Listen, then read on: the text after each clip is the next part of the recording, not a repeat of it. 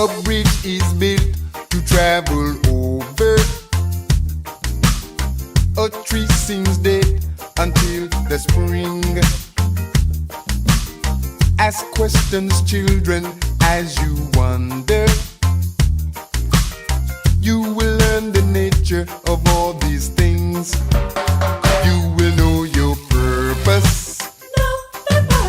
Everything in life truly has its purpose. Learn this and grow wise. We got to know our purpose, our nia. Oh yeah. We got to know our purpose, our nia. We got to know our purpose, our nia. Oh yeah. We got to know our purpose, our nia. Our future rests on our tradition. It's been the same since we began. Each day in life we're on a mission to resurrect our greatness once again. In this we find purpose. Find our purpose, Everything in life truly has its purpose. has its purpose. The wisdom of creation is in its purpose. In its purpose, Every day we live, we will be on purpose. be on purpose. Live this and grow wise. We got to know our purpose, our nia. Oh yeah. We got to know our purpose, our nia. We got to know our purpose, our nia. Every day now. We got to know our purpose, our nia. Hey!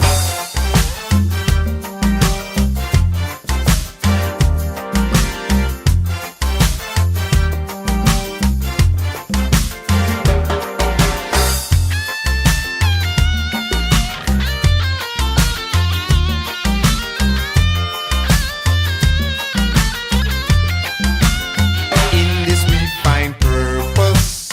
Find our purpose, For everything in life has to have its purpose.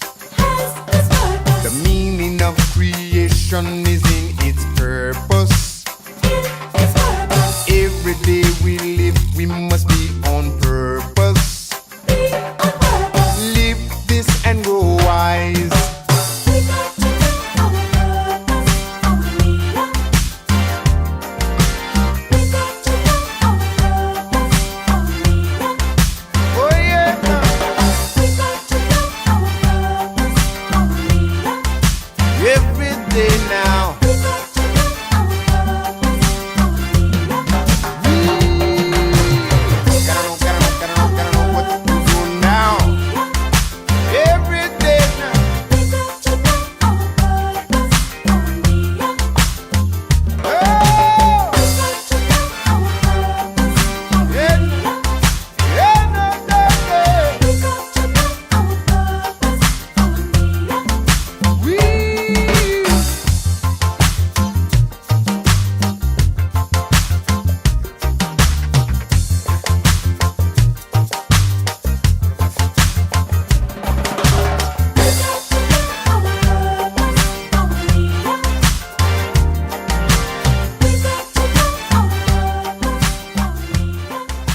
every day now.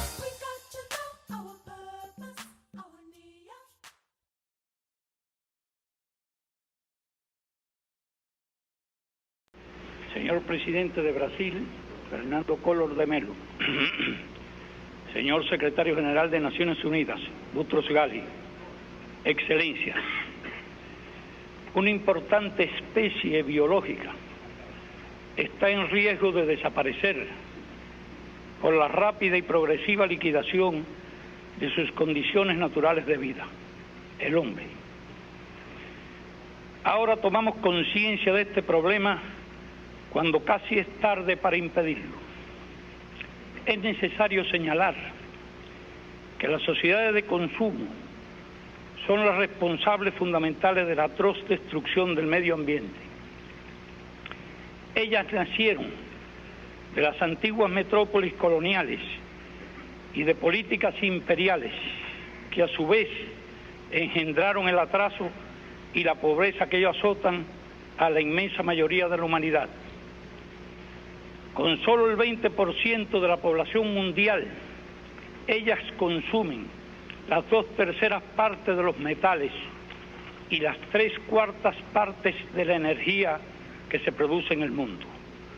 Han envenenado los mares y ríos, han contaminado el aire, han debilitado y perforado la capa de ozono, han saturado la atmósfera de gases que alteran las condiciones climáticas, con efectos catastróficos que ya empezamos a padecer. Señor presidente. Hello, is this working? Working. Hello, hi everybody. Good morning. Good morning or good afternoon or good evening, depending on where you're watching from. Sorry, I'm just so on personal page public. Sorry, 1 second. Yeah. So hello, greetings. My name is, oh no.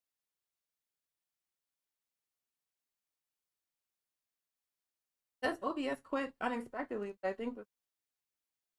So yeah, hopefully it didn't just suddenly stop. I see green everywhere, which indicates good and strong. So yeah, if you could see me, let me know in the comments. And if I don't see comments, troubleshoot. But anyway, my name is Onya Sanu.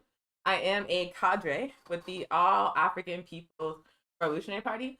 Cadre really just means like I'm a 24/7, 365 soldier for the All African People's Revolutionary Party, y'all. But I've been APRP for 8 years. I am a cadre, and this is weekly Pan-African news presented by the New Mexico chapter of the All African People's Revolutionary Party. For folks that might be watching the show for the first time, actually, let me double check if this is actually still.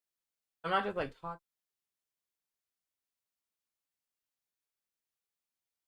Del Castro. Okay, it is. Okay, I just want to. Okay, cool. Oh yeah, and then right before the show started, in the intro, when you just saw the flyer, we were playing another song from Comrade Chavan Duca, who is on the Central Committee of the All African People's Revolutionary Party, as well as in the Illinois chapter, I believe. And she's also an incredible singer and performer and cultural worker who puts like consciousness in her lyrics. So we were playing a song by Chavan Duca. And then right after that, we played a very brief clip of Fidel Castro, former president of Cuba, speaking at a World Climate Conference, basically saying, y'all, like, climate change is coming, climate change is here, we got to organize to address this. The first world is consuming all the resources. The first world is living in a way that is not sustainable and has serious consequences for the global south. Y'all need to get it together. We need to get all on the same page and fight climate change. That speech was given like 20 years ago, and people did not listen. Didn't listen, you know? That's what we're going to be talking about on the show today. But anyway, my name is Onisanu. I'm a member of the All African People's Revolutionary Party New Mexico chapter, and this is Weekly Pan-African News, the weekly show presented by our New Mexico chapter. We initially started this during the beginning of the COVID-19 pandemic because it was not safe to gather people in person, but we still wanted to talk to y'all because and so we've been doing this for over a year. We're probably going to do it for longer still because we built like a really great audience. We have like 1,000 subscribers on our YouTube, and it's pretty lit. We get like 100 and something views every week. And we just get to share a revolutionary Pan-African socialist analysis on a platform that we control, where we can say what we want. So it's been incredible, and we deeply appreciate all the folks that tune in every week, and all of your comments and your shares and participation. And also, subscribe to us on YouTube. And also, if you're watching me talk right now, help us out, help us build our audience by sharing this video. Whether you're watching it on Twitter, YouTube, or Facebook, please share the video so we can reach as many eyes as possible. But for regular viewers of the show, you always know that we start with a couple of things. First, we do the intro, which I just did. I'm Onisanu, a member of the All African People's Revolutionary Party, the New Mexico chapter. The All African People's Revolutionary Party is a revolutionary Pan-African socialist political party founded by Kwame Nkrumah, who I'm actually going to talk more in detail about in a second. And then the other thing that we always do at the beginning of every show is that we want to call in an ancestor. And like I just said, I'm going to talk about Kwame Nkrumah more because this week is the anniversary of his transition from this earthly path.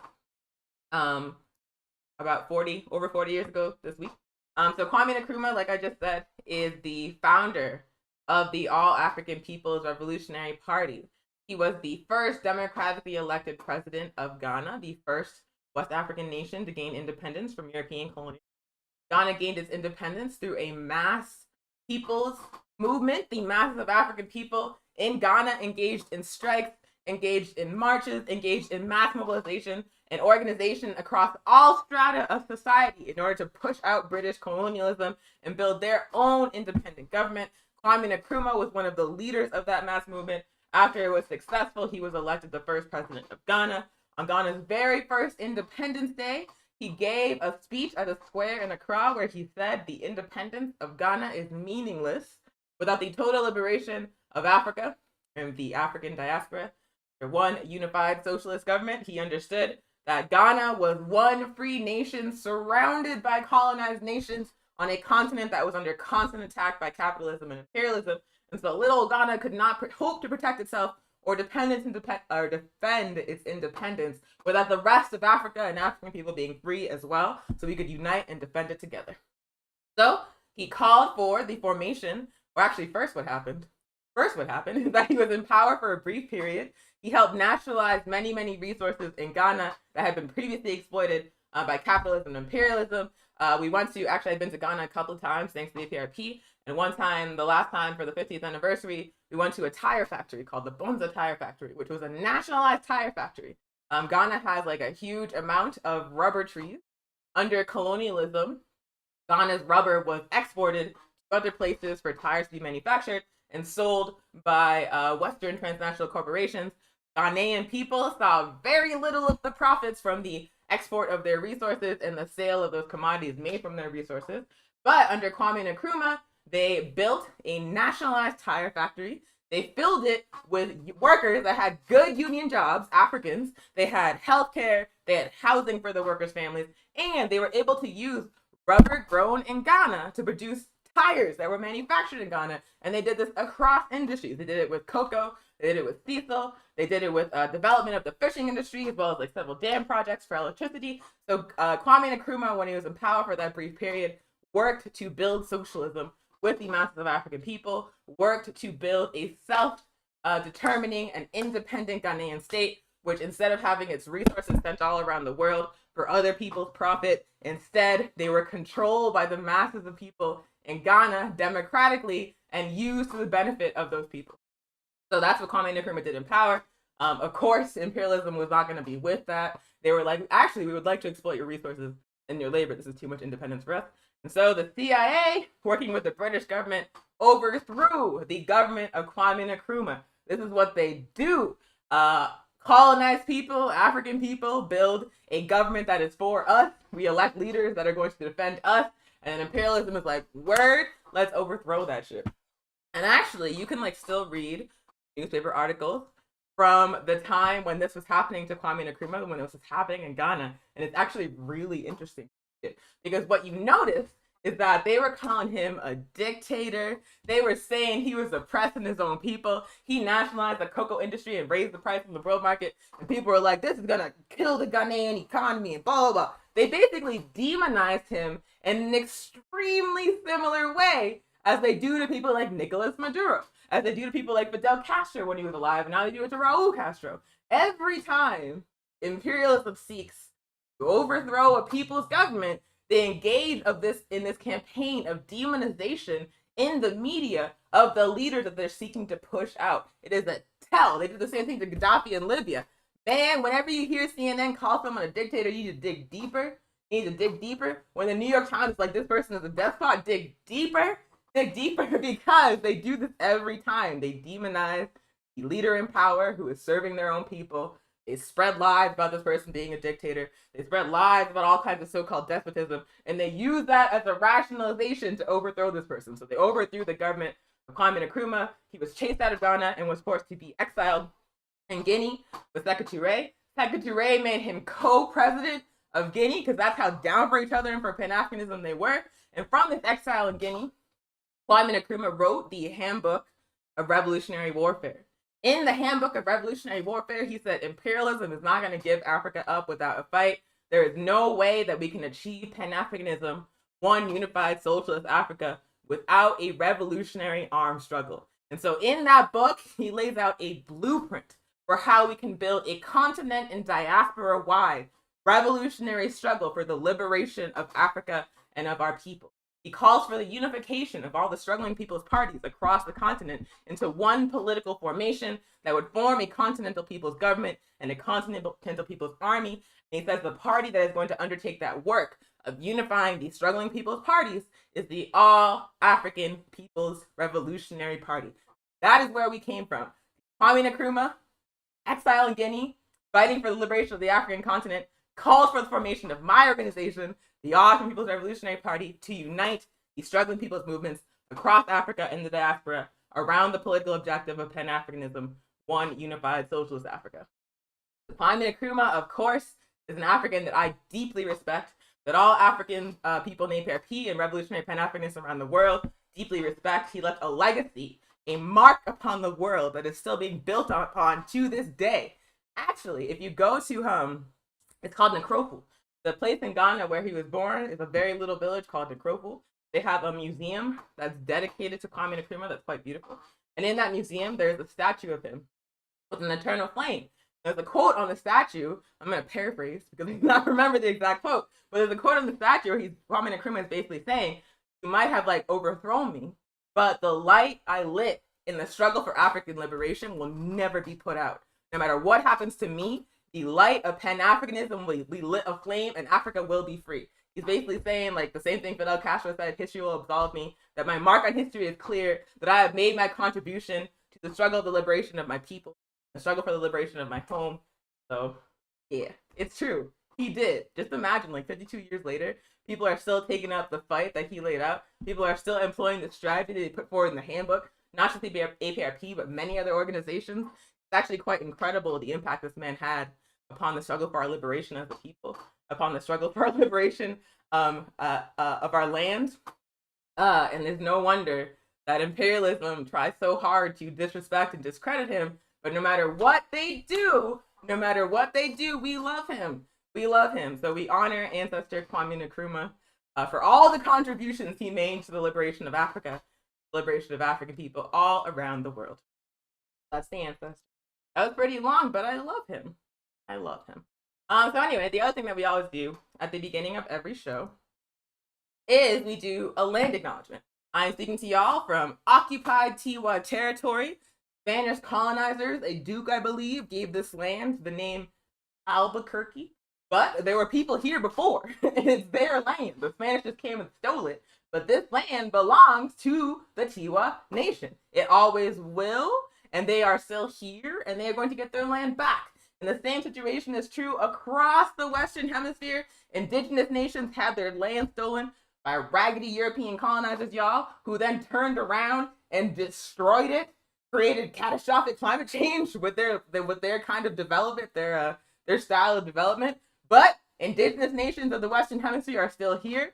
Indigenous nations of the Western Hemisphere are still fighting for their land, and indigenous nations of the Western Hemisphere will get their land back, just like African people will. Pan-Africanism is in part a struggle for the return of our damn land, y'all. So we can deeply relate to the struggle of indigenous people in the Western Hemisphere, and that's why we act in solidarity with them always. So land back in Tiwa territory, land back in occupied Palestine, land back in Northern Ireland, land back in Australia, land back across the entire African continent and across the entire Western Hemisphere.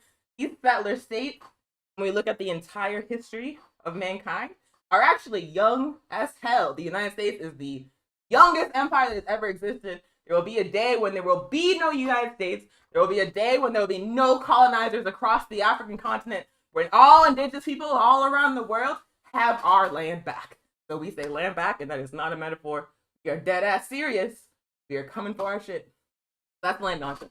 Okay, so the reason why I played that Fidel Castro clip in the beginning of the show is because in that speech, he is making an environmentalist argument, a revolutionary socialist environmentalist argument for uniting across the world to fight climate change.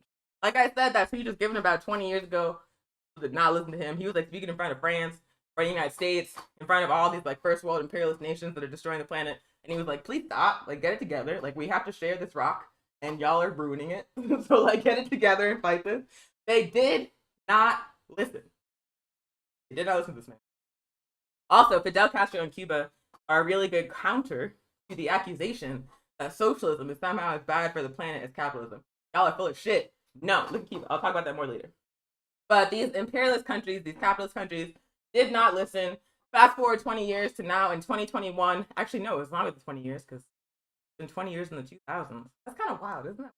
Anyway, however long ago that speech was, fast forward to 2021, and we are now living with visible evidence of catastrophic climate change in our day-to-day realities across Turtle Island and across the entire world. The people suffering the most acute impacts of catastrophic climate change are, of course, African and indigenous people.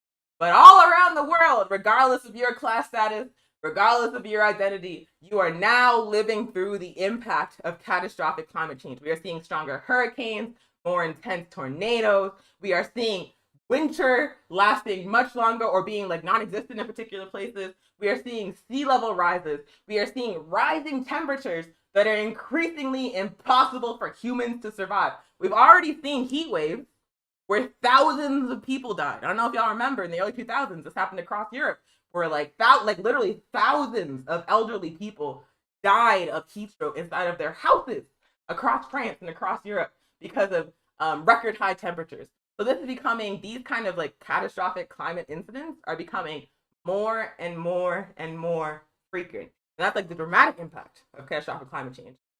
Less dramatic, but also actually more impactful in terms of our survival as a species, is that we are now seeing shorter growing seasons. We are now seeing very, very long droughts. I live in the southwest of the United States, and this region is entering a drought that people are saying is going to last for decades.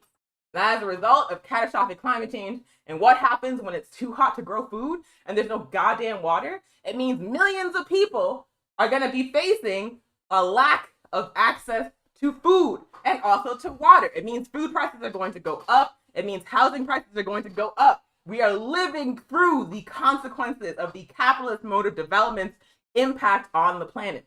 Oh, also, by the way, we've talked about this a few times on the show, but people blame COVID-19 on China.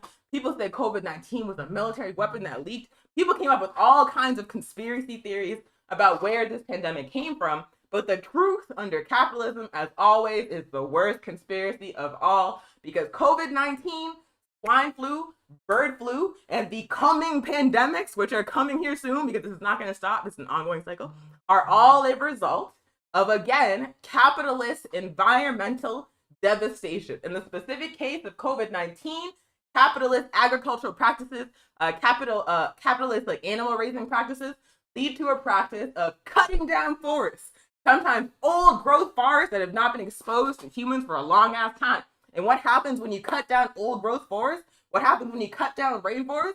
Well, you destroy the habitat of millions of different kinds of living things, which include pathogens, viruses that humans have never been exposed to before, that we have no immunity to, now being introduced to our populations around the world and mollywopping us, killing people by the millions.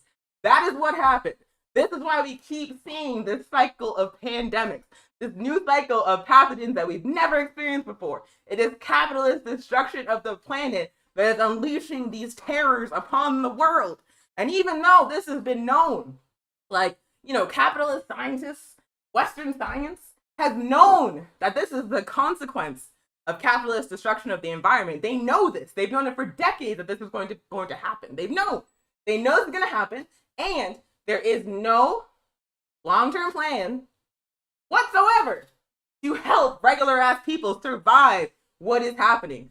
Certainly not even regular poor working class people within the United States, but also especially poor working class people throughout the global south, who are again seeing the most devastating impacts of climate change. So altogether, we have this picture of capitalism literally destroying the capacity for the planet to sustain human life and not slowing down in any way, shape, or form, just going full steam ahead into this horrifying apocalypse. Like, can you imagine a future where we have not taken out capitalism and we are living through a constant cycle of pandemics, of viruses that we have no immunity for, without universal health care and without equitable access to medical treatment, a future where capitalism has not been stopped, where we are living through droughts that last for hundreds of years, where food cannot be grown in enough supply to feed enough people, and so food prices are extremely high. A reality where capitalism has not been stopped in the future, where it is too hot to go outside for 3/4 of the year across massive swaths of the planet. Can you imagine what life is going to be like in the not too far future if we do not take out capitalism and we allow this destruction of the planet? Can you? It is not a fantasy. It is not sci-fi. It is the nature of the situation. It's the reality we are facing down. And now we're going to talk about the proposals that have been put forward by revolutionary organizations and reformist or liberal or capitalist organizations about how to deal with this. Because like I said, there is no long-term plan to address what is happening that is going to help poor working class people coming from the capitalist class. But I want to talk about what proposals are being put forward by those people, why they are stupid, and we should not do them. So I want to talk about specifically the Green New Deal. The Green New Deal. So at this point, this phrase, the Green New Deal, is like widely known. It's almost like to the level of like a buzzword. It's part of the so-called progressive platform of the Democratic Party. It's what people point to as evidence that they are successfully pushing that party left. No, you're not. You're not. Basically, the Green New Deal, as it is most widely known, is a series of policy proposals put forward by the Democratic Party, in the main, Bernie Sanders and Alexandria Ocasio-Cortez, basically proposing a domestic approach to making the capitalist economy of the United States, so-called. So it calls for transitions to solar energy. It calls for massive job programs in the manufacture of solar panels and the manufacture of electric cars. It calls for transitions from fossil fuels to so-called green energy. All kinds of bullshit all together within a framework of capitalist development. Not challenging the capitalist mode of development, but simply saying, you know, if we use rechargeable batteries, if we use electric cars, if we transition to solar and put solar panels on people's houses, if we like create all of these jobs domestically, then we'll begin to like lower the overall emissions of the United States, make our contribution to fighting climate. So this is a proposal that AOC put forward, Bernie Sanders put forward. Again, it is domestically focused. It is focused solely on engaging in these reforms within the context of the United States, solely within the borders of the United States. And I want to take a minute here to say, like, that is a serious limitation of what people call progressive politics within the United States. Because what they do is they say, okay, we want a green economy within the borders of the U.S. We want Medicare for all within the borders of the U.S. We want a stronger welfare state solely for U.S. workers. But it does not engage on any level with the foreign policy of the most dangerous empire that has ever existed. It does not engage on any level with imperialism, with the fact that the United States only exists as an entity on the back of Africa and on the backs of the nations of the colonized world. The only reason why the U.S. is the wealthiest country on earth, the only reason why Bernie Sanders and AOC are proposing this reinvestment in domestic policies that's supposed to be progressive is because it is funded by the U.S. empire colonizing and exploiting the entire rest of the motherfucking world. I was trying not to swear. I'll do better. Okay, that's only one. It does not deal with the fact that the only reason why the U.S. has money to throw around is because it's exploiting Africa and the rest of the colonized world. And so they're saying that we want electric cars and good green jobs and solar panels, but they're planning to pay for that by looting and stealing from Africa and the global south. Because that's the model of development the U.S. has always had. Because the United States is a motherfucking empire. Oh my God. Okay. Once I get like worked up, I just start swearing. It's very difficult. And plus I feel very comfortable talking to y'all, and that means I swear more. Let me try again.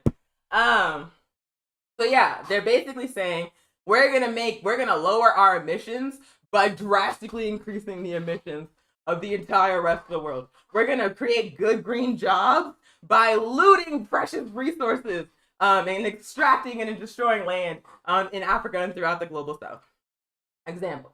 Every like rechargeable modern electric device in 2021 usually comes with a battery that's known as a lithium ion battery. That battery is produced or is found in everything from, cell phones, like if you have an iPhone or an Android phone, like a smartphone of any kind, it has a lithium ion battery. If you have a laptop or a computer with a rechargeable battery, it's a lithium ion battery. If you have a Prius or an electric car of some kind, that car's battery is a lithium ion battery. So the resources that are used to produce those batteries include a mineral known as cobalt, and also, of course, a mineral known as lithium. Cobalt is found in very, very, very high quantities in China, and cobalt is found in very, very high quantities in the Congo, which is an African nation. China, of course, had a whole revolution, y'all.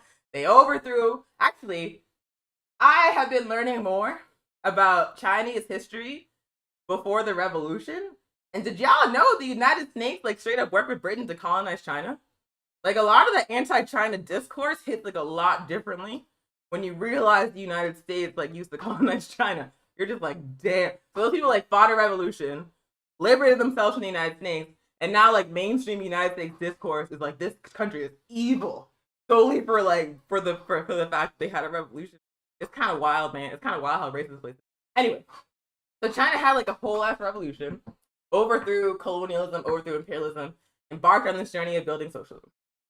So the cobalt in China, if you want access to China's cobalt, you are going to have to pay the price that China sets, because China built itself into a world power after that revolutionary struggle for self-determination and independence. So if you want cobalt from China, you're going to pay for that cobalt from China, y'all. Congo, on the other hand, has been colonized by Western powers at this point for hundreds of years. It is one of the most resource-rich land masses in the world, period, but certainly in Africa. It has many, many vast quantities of various precious minerals that are needed for the manufacture of all kinds of things. And so Congo has been constantly attacked by imperialism for hundreds of years. First, it was colonized by Belgium, by King Leopold, famously, who killed millions and millions of people in the Congo, more people than Hitler killed throughout all of Europe. And then after the world realized what King Leopold was doing, they were like, damn, that's messed up. Belgium stepped in and took over, and we're like, okay, that was really messed up, but we're gonna do better. Belgium, of course, did not do better. Belgium still looted the Congo. Then the Congolese organized and struggled and fought and won their independence from Belgium. They attempted to elect Patrice Lumumba, the first prime minister of a liberated Congo. Imperialism could not allow that to stand. So Belgium, working with the United States and some other European countries, assassinated Patrice Lumumba, plunged the Congo into chaos, and stepped into the breach to continue to exploit that land's resources. And that is the situation that Congo finds itself in today, where it is basically a failed state with no functioning government, a situation where millions of African people in the Congo are living day-to-day lives of mass suffering, full of rape and violence. And meanwhile, transnational Western corporations loot resources of the Congo. So they are able to get cobalt in the Congo for pennies on the dollar, y'all. Cobalt mines in the Congo are often filled with children. Literal African children, sometimes as young as 8 to 12 years old, are working in mines in drastically unsafe conditions because they are illegal mines. So they are not going to uphold any kind of like safety standards, even if the government of Congo could impose safety standards, which it can't. So they're working in extremely unsafe conditions where they are regularly killed and maimed, illegally mining this resource. And then these transnational corporations like Tesla, like Apple, like Google, like Toyota, like Microsoft are buying this cobalt stolen from the Congo for pennies on the dollar, and then using it to manufacture these devices with lithium ion batteries that they sell in the first world for thousands of dollars. And the people in the Congo have no chance whatsoever of buying a Prius or a Fitbit or an iPhone, but those of us here living in the United States who want to live a more green lifestyle will buy an electric car manufactured with minerals looted from the Congo. So this is like the underlying reality, right, of a Green New Deal. If capitalism remains the global economic system, if the United States remains an imperialist power, then that means that the United States wants to buy more electric cars, then those electric cars are going to be manufactured with minerals that are gotten under these circumstances, that are being mined by enslaved African children. Like, this is the reality. Every kind of transition to a more green form of technology within the United States has to be built using resources that are looted from the global south under barbaric conditions. They are intentionally keeping these countries unstable, enabled in order to exploit them and exploit the people of those countries.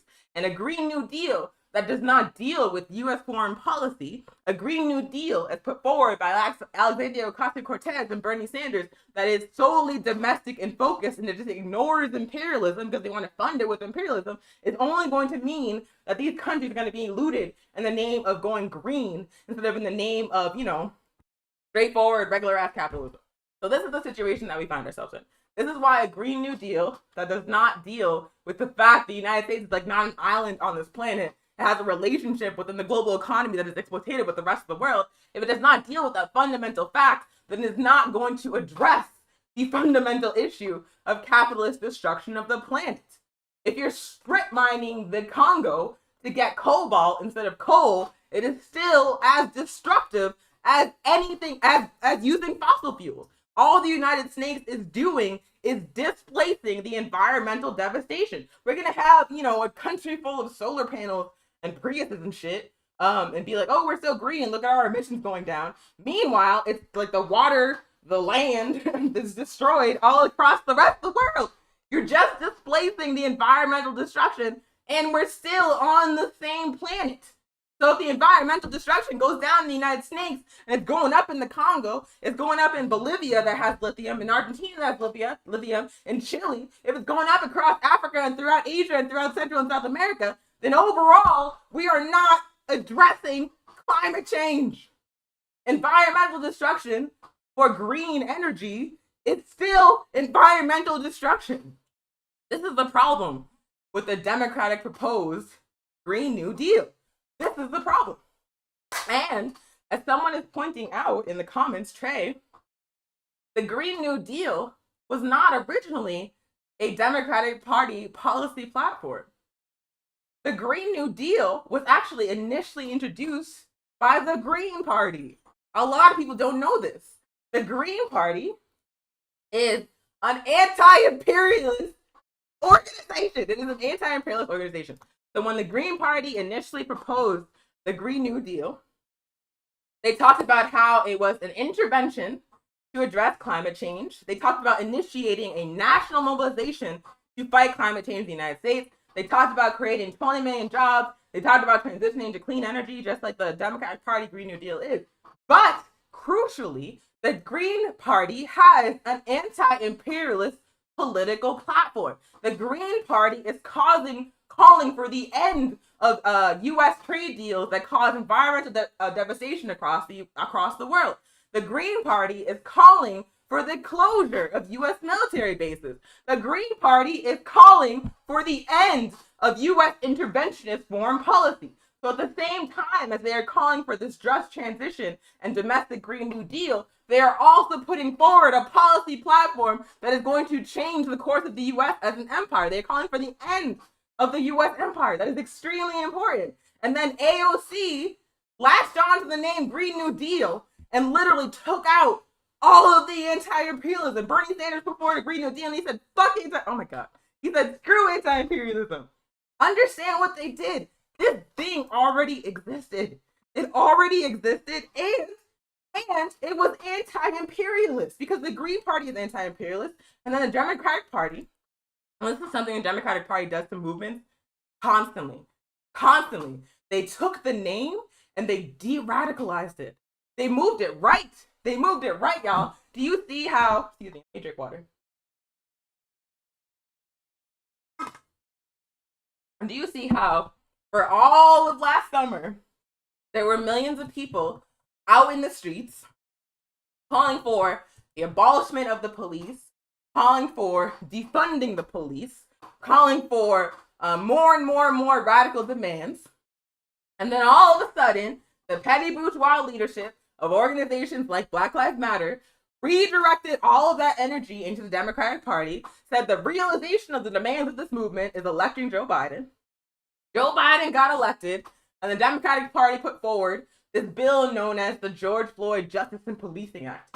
And in that bill, which again was named after this man that was murdered by police who launched a mass movement calling for the abolition of the police, calling for the funding of the police, in this bill put forward by the Democratic Party in response to that movement, they are giving the police hundreds of millions of dollars in additional funding in the form of grants, in the form of like straight up like cash money checks given to them to investigate themselves. So the Democratic Party took the energy of this movement and used it to justify a bill that gives police more money. And that's just another example of what precisely the kind of thing they did to the Green New Deal. The Green New Deal, when it was a Green Party project, was anti-imperialist. It understood that any approach to climate change undertaken in the United States had to address the fact that the US is an empire. Otherwise, it would not work. The Democratic Party took that name, stripped out all of the anti-imperialism, and put forward a framework where the US could green itself on the backs of the rest of the planet. On the backs of the rest of the planet. This is what the Democratic Party does. This is what they do. They have done it time after time after time, which is why it's so frustrating.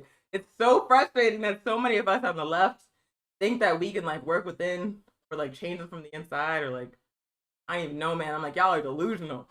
Delusional. I'm so sorry. It's been like 100 years. It's not gonna work. They are so much better at co-opting us than we are at co-opting them. But y'all can't face it. We keep trying that same shit. It's like Lucy with the football. So Trey is absolutely right. The Democratic Party co-opted the Green New Deal from the Green Party, stripped out all of the anti-imperialism, pushed it to the right, and put forward that bullshit. I just wanted to share that history. Also, like I said, the Green New Deal was initially, like, after it was stolen from the Green Party, was put forward by Bernie Sanders and Alexandria Ocasio-Cortez, sort of like the figureheads of the so-called progressive wing of the Democratic Party. Okay, AOC sucks. I don't even know how to say that more in like a more like fancy way. I used to think that she started off like maybe all right and then got pushed right because that's what happens. If you join the Democratic Party, you're not going to change that party. The party is going to change. So that's what I thought happened. And then my comrade, Erica from Hood Communist and Black Alliance for Peace pointed out to me that she was doing that from the very beginning. When she first won that election in that district in New York, Erica pointed out that she initially had a very straightforward anti-Zionist political platform where she expressed solidarity with the Palestinian struggle on her website. And you know, when she was running, she was like, I'm a member of Democratic Socialists for America, I'm a member of the left, like I'm one of y'all. So she had to have that position because if you cannot be on the left, if you are not for Palestinian national liberation, it's like one of those like litmus tests, right? And so she knew that she could not win with that kind of branding without being for free Palestine. But then after she won, Erica told me, and I looked for this, I looked for myself. She took that shit off her website, y'all. She took it off her website, like literally the next day, it was like gone. And people noticed and they were like, what happened? And then like a few weeks later, they put like her campaign put it back and they're like, oh, we were just like changed around the website. But then if you notice, the public position she's taking on the question of Zionism in the years since, they all are basically aligning with Israel's right to steal Palestinian land. Like she's getting like more and more, like she's being basically more and more openly opportunist when it comes to this question because she's already in power, so she doesn't have to pretend anymore. It's kind of like how Barack Obama, when he was first running for president, I think it was like in 2008, presented himself as an anti-war candidate to look at like fucking anti-war events against the Iraq War. Was talking about we're gonna pull the troops out of Afghanistan and close Guantanamo, and then he got in there and started like drone bombing like mamas and babies and stuff. Like this is what Democrats do. They present themselves as like radical and left. Sometimes they say like the correct things. Like AOC is very good at like using radical language to uphold capitalism and imperialism. She's very good at that. But as soon as they're in there, as soon as they have like enough clout and name recognition, they start to abandon all of these radical anti-imperialist positions. And then, because people love them so much, because they have bought into the cult of personality, because they have fallen completely for the branding, they defend these rightward moves. And so we're living through precisely what we experienced with Obama, now with AOC. And like Erica said, this is not a situation where this person has started off with good intentions and moved right. This is a situation where this person was always full of shit, yo. Like, she always was. And there were so many indications of that. But because she's like brown and because she uses like Twitter language, we'll just fall for it. They fall for it. I don't care for her. Can you tell? But yeah, so AOC and Bernie Sanders co-opted the Green Party, or the Green New Deal from the Green Party. Green Party tried to make that. They put it forward. It was anti-imperialist. The Democratic Party was like, we don't need that. No, thank you. Took it out. Moved it right. So, you know, if solar panels, electric cars, transitioning from fossil fuels, using more rechargeable batteries, green jobs programs domestically, all of those things, as long as they're happening within a context where the United States is imperialist, where the United States is an empire, they're all going to happen on the back of the third world. They're all going to happen on the back of Africa. There's no situation where a green capitalist economy in an imperialist nation is not going to lead to more exploitation and environmental devastation in the global south. It's just not going to. It's just not going to. Like I said, we are all on this rock together. Capitalism is a deeply interconnected global economy, which means the resources to produce those solar panels, those electric cars, and that green transition are going to be stolen. They are going to be stolen as long as imperialism still lives. The other thing that I want to say, you know, the whole overall, like the whole bottom line of that statement is there's no ethical consumption under capitalism. It doesn't matter if you're making like the most like, you know, moral product in the world. Like, a product can't be moral, but you can make it. You could be making like solar panels or whatever kind of green bullshit you want. I just gave up, y'all. I have to. The work in progress. You can make any kind of green nonsense you want, but as long as capitalism is the dominant global economic system, that product is going to be made with exploitation all along the supply chain. Everything from like avocados, flowers, Fitbits, solar panels, to your phone, to your car, to your shoes, to your chocolate. All of that within a capitalist mode of development is made with suffering and exploitation all along the supply chain, concentrated in poor colonized nations of the global south. This is a feature of capitalism. It is not a bug. It is meant to function in this way. Think about how capitalism even came to be. Capitalism became a global economic system through the wealth generated through the enslavement of my ancestors, kidnapping my ancestors from Africa, and enslaving them and breeding them like cattle, through the theft of indigenous land throughout the Americas, through genocide, and through the colonization of Africa and the looting of African resources, the colonization of Asia. So that is how capitalism came to be. It started off with that level of violence and theft and destruction. And so understanding that's how it started, that's how it continues to sustain itself through the centuries. That's how it exists today on its last death throes, through exploitation and suffering concentrated in the colonized world, concentrated in Africa, Asia, and Central and South America. That is how capitalism sustains itself. That's how capitalism was born. It is a feature, not a bug, that colonized nations are being looted and destroyed to prop up imperialist first world nations. That is a feature, not a bug. So understanding that, we also have to talk about the fact that the level of consumption that happens in Western countries, meaning like the US and Europe and Israel and Australia, it is not sustainable. It is not sustainable. There is no way you can like slap some solar panels on and like manufacture a bunch of electric cars and, you know, make a bunch of green jobs and still maintain and still hope to like address the issue of climate change while maintaining that level of consumption. The United States, as compared to the rest of the world, as the entire like Africa, and Asia, and Central and South America, the level of consumption that we have in the United States is like hundreds of times more than the entire rest of the planet in terms of emissions, carbon dioxide emissions. We are several times more than even like people always talk about how China is destroying the planet. It's not even close, y'all. It's not even close. Like the United States has 10 times more carbon emissions than motherfucking China, who is the second superpower. So like people, there's like this concept that's popular. Drink more water. It's like this concept that is popular, particularly on the internet, particularly among like petty bourgeois people on the left, called luxury space communism. Luxury space communism. And then people say like gay luxury space communism, which, you know, I love a gay prefix. I have no problem with that. But like basically the idea of luxury space communism is that we can, you know, fight a revolution, build socialism, overthrow capitalism, institute communism, and everybody will like be living in like the lap of luxury, no wants in the world, possibly don't have to work. It's basically a vision of communism centered in the West, where the level of consumption that we see under capitalism not only does not decrease, but actually increases, and then everybody gets to have it. I hate that shit. I hate it.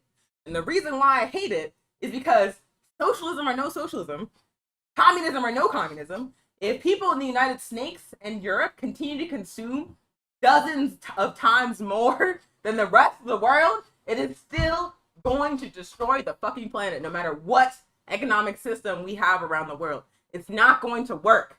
Every single commodity that we have in the United States, again, from cocoa to tires to shoes to computers to cars, is made from resources stolen from Africa and the rest of this planet, y'all. Stolen from Africa and the rest of this planet. So there's no way, shape, or form that y'all can continue to loot resources at the level y'all are to maintain your level of consumption. There's no possible way that we can carry that forward into communism and hope to save this planet, or hope to avoid the environmental destruction of Africa and the rest of the global south. Gay luxury space communism, minus the gay part. Luxury space communism is a stupid ass concept. It is a stupid ass concept created by privileged people who are delusional. There is no way that the United States can maintain this level of consumption in order to like fit in with the rest of the planet, in order to do our part as people living in an empire to stop environmental destruction. We are going to have to drastically lower our level of consumption. Drastically. So I just wanted to briefly say that luxury space communism, fucking stupid. I just gave up. I had to say it for emphasis. It's stupid.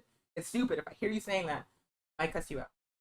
Anyway, so, you know, there's no ethical consumption under capitalism. A green economy in an empire that doesn't address capitalism and imperialism is going to depend on the exploitation of Africa and the global south. It's a feature, not a bug. This is always how capitalism has functioned. Again, the first world is built upon the backs of Africa and the global south and the third world. So these are all facts. But luckily, we actually have examples of what living sustainably under a socialist mode of development could look like. That example is, of course, Cuba. Cuba is like one of my top 10 favorite things. It is like, I am so inspired by that nation and by what the masses of majority African people in that nation have done, that it's literally just, I just get very happy talking about it. But on the question of environmental destruction and how to address it and what sustainable development could look like, Cuba is an extremely important example. Cuba is a socialist state that fought a revolution, that pushed out imperialism. It is an ongoing process to sustain and build this revolution, build socialism while being attacked by imperialism. But Cuba has developed in such a way where instead of seeking to control and extract from the earth, they're living in harmony with the planet. And what I mean by that is that partly as a consequence of imperialism's attacks, Cuba has been forced to develop in such a way where they conserve resources, where they work with the land and work to sustain the land because they're an island. They only got like a certain amount of land, and if they destroy it, that's a wrap. So they're working, they developed in such a way in terms of agriculture, in terms of building housing, in terms of like technological innovations, where they are working with the natural world instead of seeking to control and extract from it. And also, like I said, it's an island in the Caribbean. It is in a hurricane corridor. It is like in the epicenter of the consequences of what's going to happen when the sea level rises. And Cuba understands that. They have been researching how to address changing landscape being created by catastrophic climate change for decades. This initiative was created or led or initiated by Fidel Castro, who again was a very great environmentalist. He said, y'all, we are an island in the Caribbean. We have to figure out how we're going to deal with climate change. And so Cuban scientists have been researching this question for decades. They created this 100-year plan, to address climate change on the island that includes things like how do we rebuild in the event of catastrophic hurricanes? How do we build new buildings and new infrastructure that can withstand hurricanes? How can we organize the masses of our people to make sure that our island is resistant to climate change? How can we develop new farming techniques that are going to enhance the soil instead of stripping it? How can we invest in green energy that is not going to be exploitative and that is accessible to as many people as possible? So Cuba created this 100-year plan called Tarea Vida, which means Project Life, basically planning out 100 years in advance how they are going to address and survive climate change. Can you imagine? Can you imagine that level of long-term planning in the United States, where instead of just being like, good luck, they're like, okay, this many people it's going to be this hot, and this place is not going to have access to water, and this place is going to be able to grow food, so how do we make sure that everybody has been eating? Imagine if that exists in the United States. Like, that is what Cuba did. That is what Cuba did. Because socialism does not mean that we have to build, like, industrialize as quickly as possible and, like, seek to exploit the earth just like capitalism does. Socialism is about life, y'all. Socialism is about making sure that all the life, not just human life, but all of the forms of life that exist are developing in the way that is like holistic and that is good for everybody involved. It's so much better. It's so much better. And for that reason, that is why Cuba, in a recent study, was declared the most sustainable country in the world. Let me find this article. Oh yes, there we go. Cuba ranks as the world's most sustainable developed country. This is the article. Let me find the other article about Project Life, Tarea Vida. Y'all can read about this. So y'all can see what like long-term planning actually looks like. It's like so much better. Like a planned economy under socialism, where people are trying to figure out like how to make sure everybody's needs are met, of how to make the most money, is like such a inherently more rational way to organize a society than the capitalist means organizing a society. But because we live in an empire that's constantly like feeding us lies, you have to like convince people of this. You have to like, you try to tell them like he was better and they don't believe you. And it's very like, yeah, it's just very wild, because it's like when you actually understand what's at stake, when you actually understand what's being done, like there's no question that Cuba is like light years ahead of the United States in terms of providing for its population as the world changes thanks to climate. So Cuba is an example of what sustainable development could look like, and Cuba, crucially, is a socialist state. No form of sustainable development can occur within capitalism, because capitalism is based on exploitation. Capitalism is based on extraction. It always has been, and it always will be. The entire intent of a capitalist system is just endless growth. Life be damned. Doesn't matter who suffers, who dies, who is exploited. Like I said, 8-year-old kids in the Congo are mining that cobalt, y'all. Doesn't matter who suffers, as long as wealth is continually generated for the benefit of a handful of people. That is what capitalism is about. There is no amount of greening you can do to change that fundamental fact, y'all. If you build a green capitalist economy, that green capitalist economy is going to be built on a pile of corpses and destroyed landscapes. That's just the reality situation. In order for Cuba to be the world's most sustainably developed country, Cuba had to become socialist. Cuba had to fight to build socialism. A socialist mode of development, a transition to a socialist society through a revolutionary struggle, is the only way that we are going to successfully address climate change as a species. It cannot happen under capitalism. If we continue on the trajectory of environmental destruction that capitalism has us on, we are going to die. I am not exaggerating. That is not a metaphor. I am not adding emphasis for drama. Like, we are literally going to be killed off. It's going to be like a slow and horrifying death for African and colonized people. I am like thousands, like, you know, grandmas slowly dying from the heat in their tiny ass apartments. Like, that's what it's gonna look like. It's gonna look like the sea level rising and people being displaced and not being able to rebuild their homes and not being allowed to move anywhere.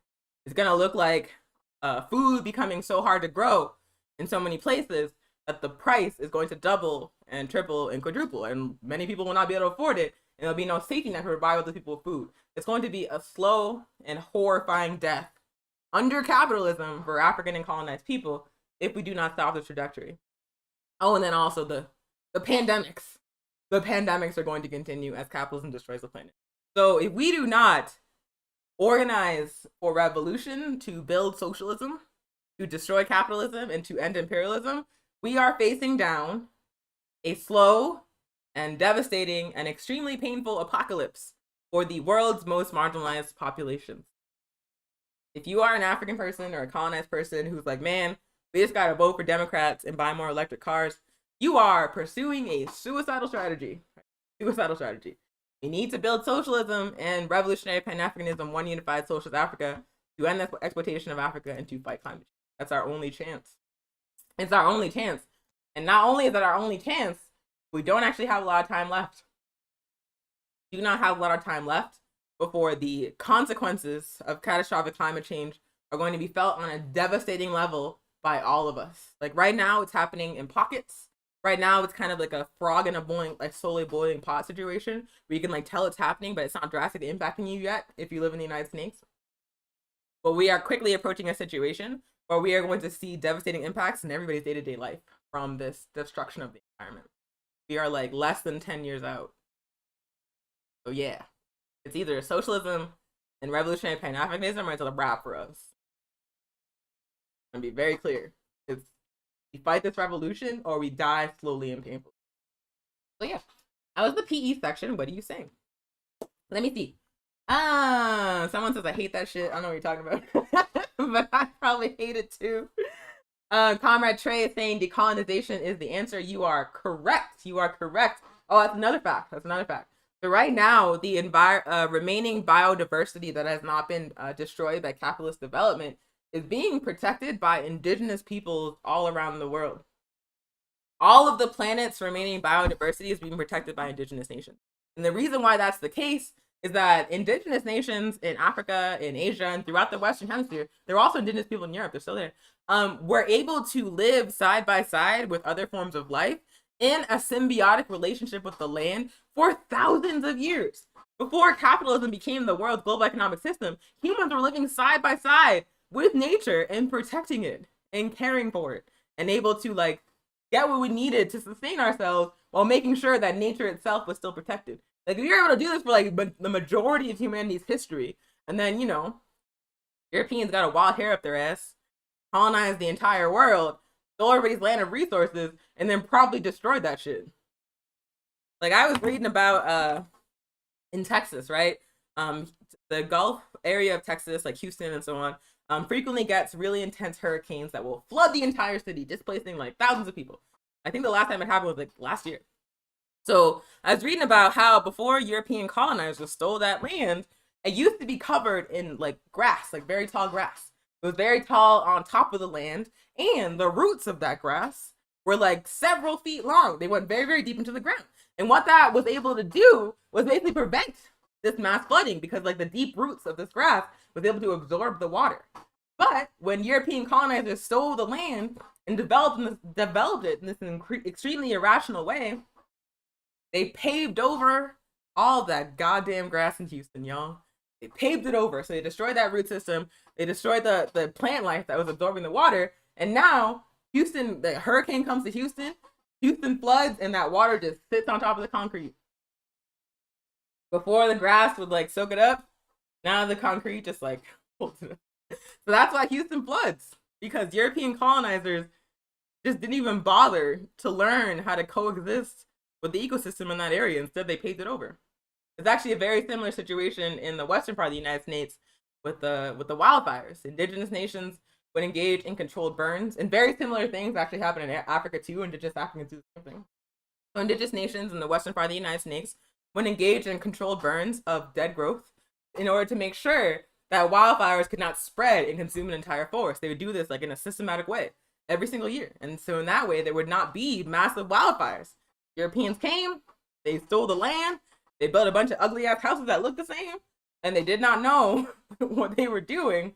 And now wildfires consume the entire western half of the US for like 3/4 of the year at this point. So they like stole the land. They stole our shit and they didn't even know how to take care of it. So yeah, decolonization is the answer.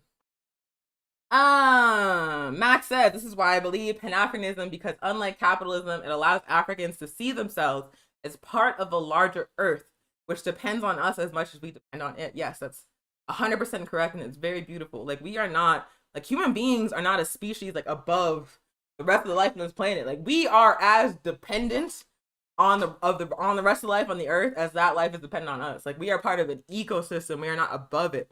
That it was like a very serious delusion that Europeans and capitalism spread across the world, y'all. Like, we are part of this. And if it goes, we go. And that's just what we are living through. Jose says, colonial and neo-colonial Cuba was an ecological disaster waiting to happen. The strip mining of nickel and the soil-exhausting monoculture of sugar were the two biggest horns of a dangerous monster. Absolutely. That's another thing I was reading about recently, how even like the plantation system of slavery and like the monoculture that it encouraged was also environmentally destructive. Like, I was reading about how these sugar plantations in Cuba were basically were temporary, because they would like strip all the nutrients from the soil, and after a point they would not be able to grow any more shit on there. The Cuban Revolution like rehabilitated that land because the system of slavery and the plantation network of monocultures destroyed it. It destroyed it. The same thing happened with tobacco in the US South and with cotton. You can't just like plant the same thing in the same place year after year after year and expect that land to like grow anything after a point.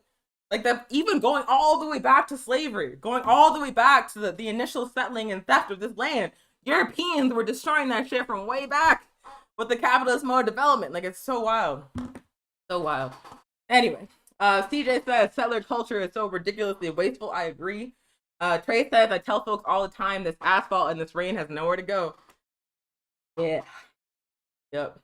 And then Marion says, people use religion to justify having dominion over the land and animals. Yep. So yeah, we destroy capitalism or it destroys us. That is the topic sentence of this PE presentation. And also, if we want a model of what sustainable development under socialism could look like, learn about Cuba. Learn about Cuba, and let's help build that here by waging a revolution to overthrow the U.S. empire. Yeah. So that's the PE section. It's 1:10, and I want to wrap this up. So I'm going to keep it moving to the next part of the program. Next up, we just want to give some updates on the work that we're doing here in Tiwa territory as the All African People's Revolutionary Party. First up, we have been building a Pan-African community garden at the corner of Avenida Cesar Chavez and Arno. We've been out there for 3 weeks with the community doing a lot of incredible work. So as of today, we have engaged in a cleanup of the lot. We cleaned up all the trash, cleaned up some needles, cleaned up like a lot of dog poop, y'all. It was like a shocking amount of dog poop on that lot, but we cleaned it, and then we spread down like a layer of mulch. And the reason why we did that is because this lot is like on the corner of a very busy street. It's been exposed to the elements for like a long ass time, and so the soil is almost like entirely depleted. And so we're hoping to start with the spreading of the mulch, of course, to make it so people can like sit on the ground and not get like, dirty soil on them, but also so we can like slowly begin the process of rehabilitating that soil, y'all. Because what's going to happen is that mulch is going to break down and it's going to inject nutrients into that soil. And then eventually, once the mulch is breaking down, I want to like plant cover crops that like enrich the soil even more. And we want to like build it back up gradually in a process that's probably going to take a couple of years. That's why we spread mulch. The other thing that we did actually last Sunday is we built raised beds. We built like 5 raised beds with wood that was donated by a comrade from Surge, showing up for racial justice. What's very funny to me, it's cool, is that when we like got there, we were like, I don't know how to build raised beds. Like, we had like watched the video and I like saw a diagram. And I was like, I feel like I understand the concept. And then everybody else was like, I don't. They're like, I really know either. But we had some wood. We had some drills, we had screws, and we're like, let's figure this out. And we were able to actually figure out how to build a raised bed that would like be like 2 layers, like it was like 6 inches tall. And we figured out how to keep it together. So like between like the knowledge we had from the videos, the people that knew how to drill, the people that had like some carpentry skills, we're able to like figure out ad hoc how to build raised beds, and we made 5 of them. I just find that really cool. Like all the things that you can do when you are working on a collective basis and organizing. It's very cool to me. The other thing that we have in the works is we're working with the Southwest Organizing Project. Our comrade Rodrigo has a youth group, came out and checked out the lot, and has offered to build us a shade structure. So like the lot itself has no shade. There's no trees except for like a Chinese elm that has no leaves, only seeds. Like the Chinese elm is like I actually admire that plant for its resiliency because it makes like millions of seeds and like spreads them, and that tree goes like mad fast. But it's not a good shade tree. So that's the only tree that's there. It's not a lot of shade. It's actually not even on the lot itself. And so we definitely need shade, especially here in Tiwa territory. This summer it gets like 90 degrees, 100 degrees, and the sun is like penetrating. People will pass out. We don't have shade out there. And so the comrades from SWAP, the youth group, Rodrigo's comrades, are going to help us build a shade structure. We just got to provide the materials, and we got to dig some holes. So we're going to have that in the works soon. And also, we found a source for soil that we can use continuously without having to pay, so that's cool. And we got some donations of goat manure, which I have never used, but I'm excited about, from a local farm here in New Mexico. So lots and lots of progress has been made in terms of building up the community garden. We have no grant funding. We've been like all like the supplies and stuff we either had ourselves or community came with, or we just like bought out of pocket. And we've been able to build this from like literally like the ground up in a collective process that's engaging the community. So it's been really beautiful to see. In addition to engaging all this work, we're also engaging in political education, because we are the All African People's Revolutionary Party, and that's what we do. We are not going to engage in any kind of work in the community without politicizing that shit. We are a revolutionary organization. We're building the garden, but we're building the garden to build the revolution. So political education that we have engaged in at the garden, last Sunday, we talked about why imperialism attacks the food sovereignty of colonized nations. And we used the example of Kenya, where right now they are negotiating a free trade agreement with the United States that would flood Kenyan markets with cheap U.S. products and destroy indigenous Kenyan industries, particularly around agriculture. We talked about how in Haiti, the Bill Clinton administration, destroyed the rice industry by forcing them to remove taxes on imported rice and then flooding Haiti with cheap rice from Arkansas. One thing you should know about Haiti and Africans in general is that Africans have been growing rice for thousands of years. We know how to grow rice, y'all. We were growing rice in Africa before slavery. And oftentimes, when they wanted to build their rice plantations here, they would intentionally kidnap Africans that had those skills to bring them to work on those plantations. So Haiti knows how to grow rice. But because the American rice was much cheaper, and because Haiti is exploited by the U.S. and European countries and is desperately poor, the Haitian rice farmers were not able to compete with a much cheaper product. The people in Haiti bought the Arkansas rice. The Haitian rice industry was destroyed. Bill Clinton did that shit intentionally. In 2010, he apologized, but the damage was done. And also, that shit is still happening. Haiti is still importing more rice than it grows to this day, even though Africans have been growing rice for thousands of years. And then the last example we talked about was the dairy industry in Jamaica, which very similarly was destroyed. The United States government in a trade deal, or no, it was the IMF, in a trade deal or a what's it called? A structural adjustment program, forced them to remove taxes on imported powdered milk. Jamaica had a very robust dairy industry. They were able to produce their own milk for a long ass time, but because the imported milk was much cheaper and because it was shelf stable, didn't need to be refrigerated, the poor people in Jamaica chose to buy the powdered milk, and the Jamaican dairy industry was destroyed. So that's 3 examples of how U.S. imperialism, Western imperialism in general, intentionally attacked food sovereignty in 3 separate African nations.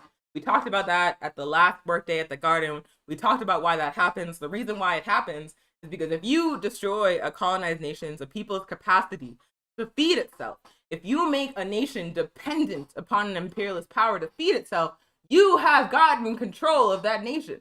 They are intentionally seeking to destroy the self-determination of colonized nations, particularly African nations all around the world, to make those nations dependent on imperialist powers that are exploiting them. That is what that Kenyan free trade deal is about. That is why a couple of weeks ago, Hood Communists published an article from our comrades in Revolutionary Socialist League in Africa calling for Kenya to reject that free trade agreement, because it's not about helping Kenya. It's about opening up more and more markets for American goods while destroying indigenous industries. So we are connecting the work we're doing around food sovereignty and self-determination and controlling where our food comes from at the garden to what imperialism is doing to attack that around the world. So that's the PE that we've been doing. And at the next build day at the garden, which is happening this coming Sunday at 2 p.m., we're going to build some more raised beds. And we're also going to be talking about the subject of this show, which is why we cannot have a Green New Deal under capitalism. So if you are in Tiwa territory, please come out Sunday at 2 p.m. And at the end of the show, I'll show a flyer with more details, if I remember. I think I just said it, so I will remember. Other things that we're doing here in Tiwa territory, we still are doing our elder care program. I washed my hair. It's making my neck wet. I need a towel. But so we have our elder care program where we deliver weekly, every Saturday afternoon, food, mass, medicine, and political education to elders in our community. We've been doing that every year, every Saturday for over a year. We are continuing to do that. And if you know an elder in the community who would appreciate such a service, you can hit us up at 505-295-0008 with a text or a phone call. We will get them added to the list of deliveries. We're going to keep doing that for the foreseeable future because COVID is still out here, y'all. They're acting like these vaccines are a magic bullet. They're acting like it's over, but thousands of people, tens of thousands of people are still catching this virus in the United States. Hundreds are still dying on a daily basis. The pandemic is still happening. It's still ongoing. And it's elders who are particularly at risk for that. And so we're going to keep doing those deliveries until this shit's over, which is probably not going to be for a year or more. Also, I just want to shout out that this program, Weekly Pan-African News, is actually one of several programs presented by members of the All-African People's Revolutionary Party. We have like 4 or 5 different podcasts hosted by APRP members, including the Pantsula podcast, which is hosted by members of the Kaji Circle of the All-African People's Revolutionary Party. It's put out every single Monday at 8 p.m. Mountain Time. I'm trying to find the latest episode because it was fire. It's an interview with Ajamu Umi, who is a cadre in the California chapter of the APRP, who was actually the person that recruited me into the APRP. Just talking about why we need to organize, why we need to build revolution. Let me see if I can find this really fast. I'm trying to kill time. Actually, let me just take a break from talking so I can find it. Also because, oh, there we go. Okay. So this is again the Pantsula podcast presented by the Kaji Circle of the APRP. This is the episode from this past Monday. The interview with Ajamu, which I highly recommend you watch. Ajamu is like one of my favorite public speakers on earth. Like the way he explains things is simultaneously like very, very funny, but also like very clear and like leads you to like new knowledge. Like you like hear him speak and then you're like, I have to read more about this. So I definitely recommend you watch that if you want to laugh and also learn.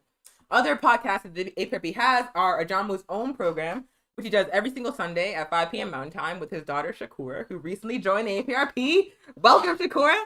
They do their weekly seminar on a different political education topic every single Sunday at 5 p.m. Mountain Time. Right now, they are doing an Organizing 101 series. The first of the series happened last Sunday. They talked about how to build an organization.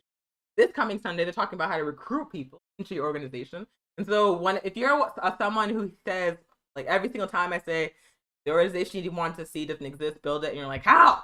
Please join that series. Please check it out.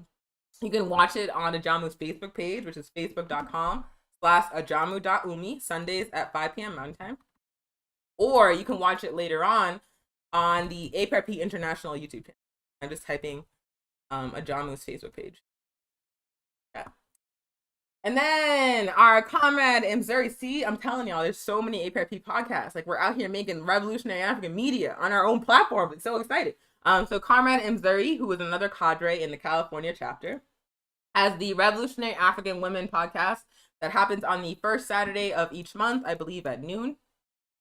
The last one just happened this past Sunday, so I guess it's not the lesson.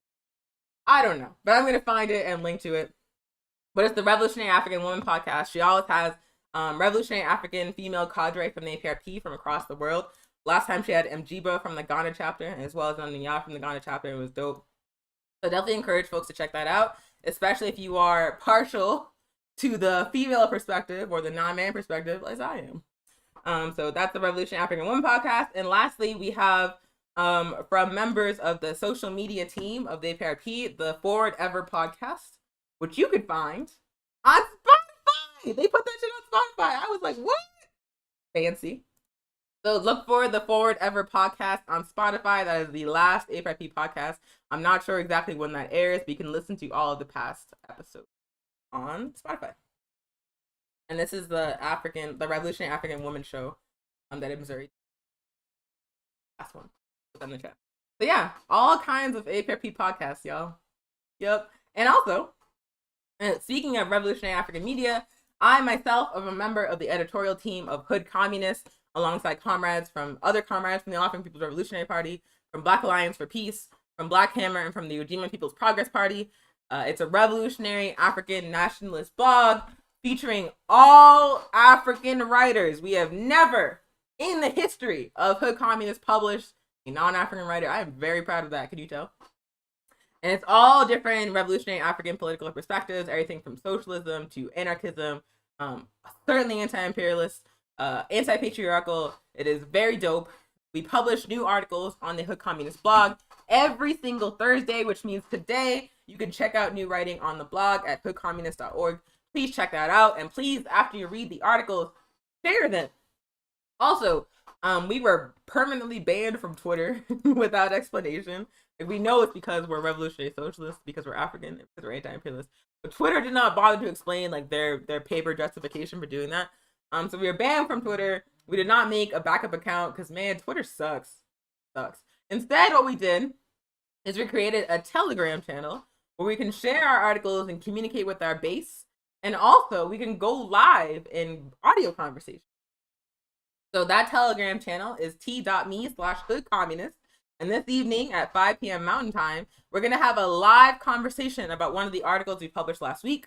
A gentleman wrote an article about how the Derek Chauvin verdict in the murder of George Floyd is just a sideshow, how it's not justice, how it's not accountability, how it's not progress for us. We're going to be talking about why that is. We're going to be talking about what African people should seek to win instead. That is again at 5 p.m. Mountain Time in the Hood Communist Telegram channel. I just put the link in the chat. So we are now at the closing of the program with 6 minutes until I've been talking for 90 minutes. I want to thank you so much for tuning in, for your comments, for your participations, for sharing the stream. If you haven't, share it. Just share it. Just do it. It's cool. So yeah, thank you so much for participating and for tuning in every week. We deeply appreciate y'all. My name is Onya Sanu. I am again a cadre with the All African People's Revolutionary Party and the All African Women's Revolutionary Union. This show, Weekly Pan-African News, is presented to you by the All African People's Revolutionary Party New Mexico chapter. We do it every single Thursday at 12 p.m. Mountain Time, so tune in next week. We're going to have a guest from the Green Party, an African comrade in the Green Party, talking about that organization a little bit more. So definitely be sure to tune into that.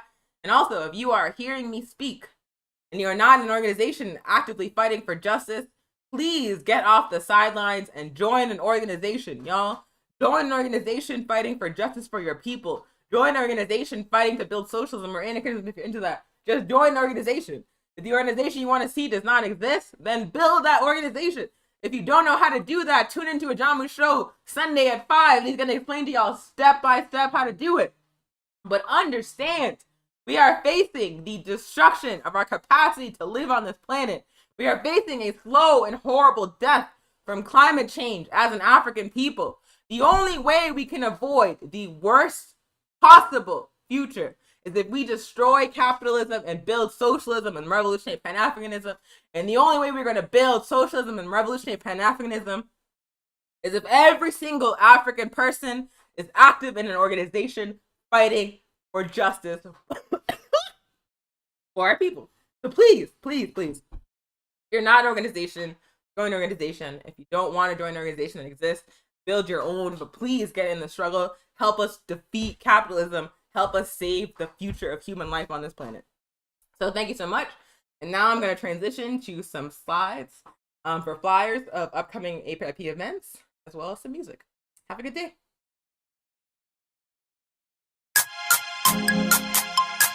Hey! Atom!